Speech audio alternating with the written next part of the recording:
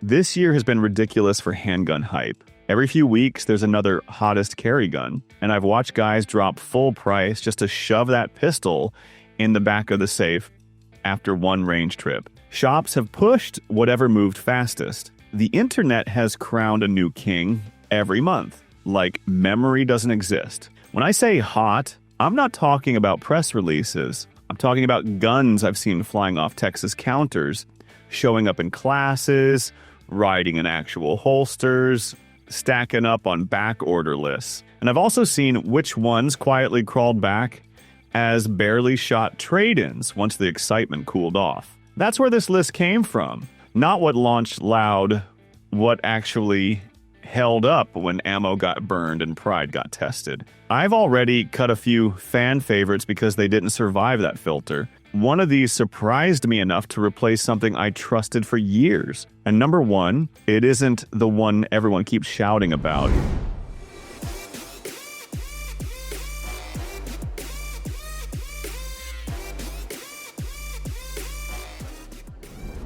I've been burned out on Micro 9 with more rounds talk all year. Every company has stretched something, slapped an optics cut on it, and called it the hottest carry gun of 2026. When the X Macro showed up, it looked like one more P365 variant, built for catalog covers, not for people who actually shoot. But I kept seeing something I couldn't ignore. At my local shops in Texas, X Macros haven't been sitting in the case. They've been leaving with guys who already own real guns, not first-timers. Those same faces have been coming back for holsters and extra mags, not trying to dump the pistol after one range trip. That told me more than any ad. So I finally ran one hard, cheap steel case, no cleaning, longer strings than I meant to shoot. The grip has settled in better than I expected. The front sight has dropped back where I needed it, and the gun has carried flatter than a couple of compacts I used to trust. I still think some folks are forcing it into every roll, but out of all the hot pistols this year, this is one of the few that has actually earned more time on my belt instead of gathering dust. This year, I've heard the same line on repeat. I want a Glock 19 that doesn't feel like a brick. Every time that came up, the P10C sat in the middle of it. It turned into the I'm smarter than the Glock crowd pick, and that irritated me. My first instinct was pride. I treated it like a dressed-up clone. I expected the grip angle to throw shots when the timer came out, and figured the trigger would remind me why people still pay Glock money. So I finally ran them side by side. Same drills, same bulk ammo, same pace. The P10C tracked flatter than I wanted to admit and kept stacking hits when my 19 started spreading. Its quirks stayed in the learn the gun bucket, not the this thing can't hang bucket. I'm not dumping my Glock, but I stopped pretending this pistol is a budget stunt. For a buyer staring at a full-price Glock tag and this sitting cheaper, and they actually plan to train, it has already proven it can handle compact duty without feeling like they cheaped out. The rough part is the next gun came from the opposite direction. It looked like pure trend chasing and still ended up punching my wallet in a different way. I bought the Hellcat Pro because I got talked into it. Specs looked right. Capacity looked right. Every loud voice said this was the smart upgrade from the old single stack days. For the first couple of weeks, it felt like I'd outthought the market. Then I actually lived with it. It snapped harder than I wanted. The texture chewed on me, and the gun never felt relaxed in the hand. I started skipping over it when I opened the safe. It slid into that quiet corner where guns wait to get sold so you can fund something you actually like. I even caught myself checking trade values and mentally spending the money somewhere else. Before I dumped it, I dragged it to one more hard range day. Long strings, awkward drills, hotter ammo. It never quit. It punished laziness, but when I did my job, it paid me back with real hits and real control. That told me exactly who this pistol is for. Shooters who train and can handle a little spite from their carry gun. For everyone else, this hot buy turns into a loss fast. The ugly truth is, the next handgun on this list never even got close to that sell pile. Most counters tell the same story if you watch long enough. New names show up, run a few months, vanish from the glass. The tag that keeps coming back is Glock 19. All year I've seen shops reorder it, classes fill up with it, and rental guns in that slot look beat to death instead of barely used. It is not the newest thing in the case, but it still moves like it is. That bored me. Late last summer, I started upgrading away from the 19, slimmer compacts, fancier triggers, trend guns people swore had replaced it. On the bench, they felt great. Under speed with sweat and bad lighting and ugly drills, they started to feel small and nervous. Hits opened up, controls got finicky, and the guns that looked hottest on paper suddenly felt like experiments I paid for. Out of irritation, I dragged my 19 Gen 5 back out with the same ammo and drills. Groups snapped back, the gun stayed flat, and everything felt familiar in the right way. That was the moment it proved the title for me. In a year full of hot compacts, this is the one that kept selling, kept showing up, and actually stayed worth buying.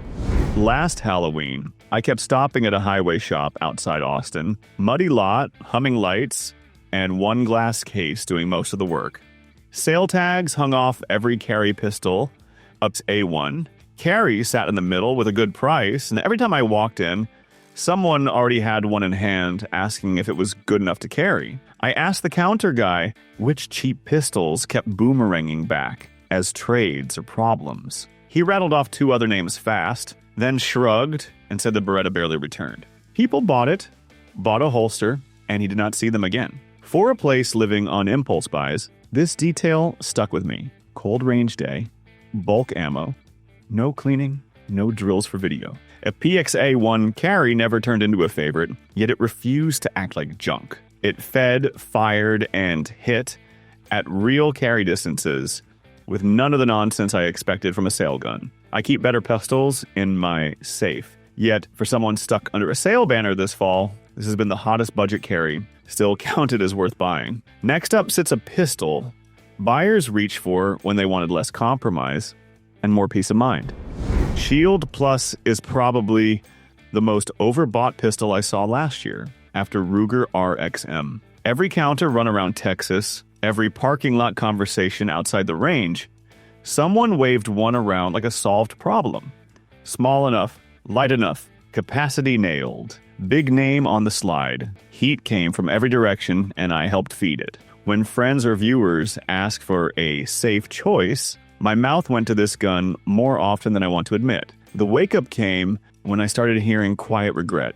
Not failure, not explosions, just people who carried it 3 months, then stopped. Grip bit into hands during long drives. Recoil wore them down on longer sessions. Controls felt cramped for bigger fingers. The pistol worked. The fit did not. This forced me to split the line hard. Shield Plus deserves a place near the top only for buyers who already shoot a decent amount, want a flat profile, and accept extra sting in exchange for easy concealment. For anyone hoping for a soft, forgiving first carry gun, hype around this model has been expensive noise. One pistol left on this list keeps more ordinary shooters honest without leaning on pain or discipline, and separation right at the end is where the title really starts to bite. Cold December night in Texas. Dog snapped up, fence rattled.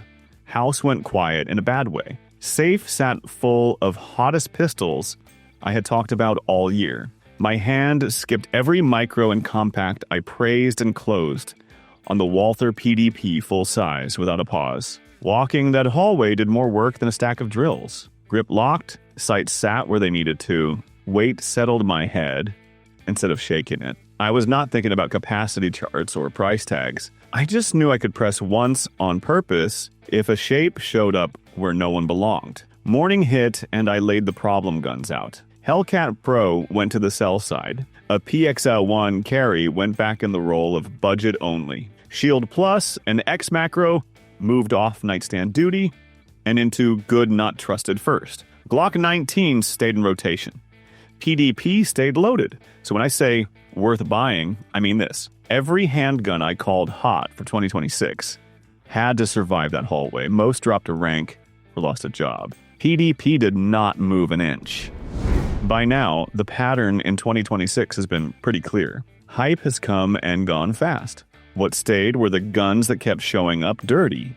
shot out, still getting carried by the same people who bought them when the noise was loud. That's the whole split here. Hottest has been cheap. Worth buying has cost time, ammo, and a little bit of pride. So I'm throwing this back at you. Have you been chasing heat, or have you actually stayed married to something that has already proven it can take abuse? Has your carry gun just looked good in the box, or has it swallowed the same junk ammo and rough days these did? Out of everything that lit up shelves in 2026, which one would you really bet your own mess on if things turn sideways in your world and not online? I'm Steve. You know exactly which gun you thought about just then.